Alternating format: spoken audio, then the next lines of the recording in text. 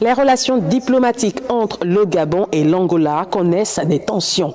Si Luanda n'a pas encore accepté la transition au Gabon exécutée par les forces armées gabonaises, le pays du général Brice Clotaire Oligui Nguema a rappelé quant à lui son ambassadeur en poste en Angola. Le tour de cette actualité avec Janice Sondongema.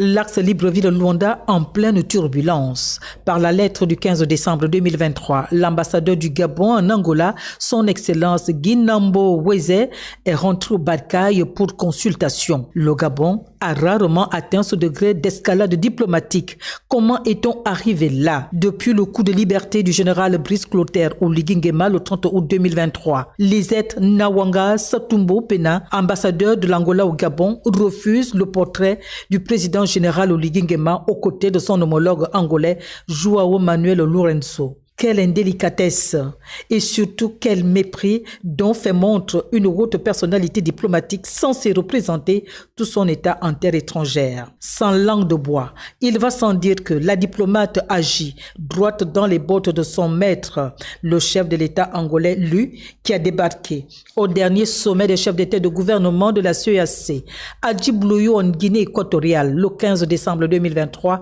avec un seul but: dire un non catégorique à la levée des sanctions contre le Gabon. Il n'y est d'ailleurs resté que 2 heures de temps, l'instant suffisant pour lui de dégainer contre les nouvelles autorités de la transition gabonaise. Rappelons aussi que dès le 4 septembre 2023, le président de la commission de la CEAC, l'Angolais Gilberto da Piedade de Verissimo, a énergiquement condamné le coup de liberté du général Oligui Nguema et a entrepris de délocaliser le siège de la CEAC de Libreville à Malabo, un siège pourtant gracieusement offert à l'institution régionale par le Gabon. Un acte qui s'inscrit dans la tradition instituée par feu les présidents Omar Bongo Ndimba et Eduardo dos Santos lorsqu'il s'était agi de construire la paix en Angola, malmenée par une très longue guerre civile qui a fait plusieurs centaines de morts. D'où vient alors que cette même Angola se dresse avec virulence contre le Gabon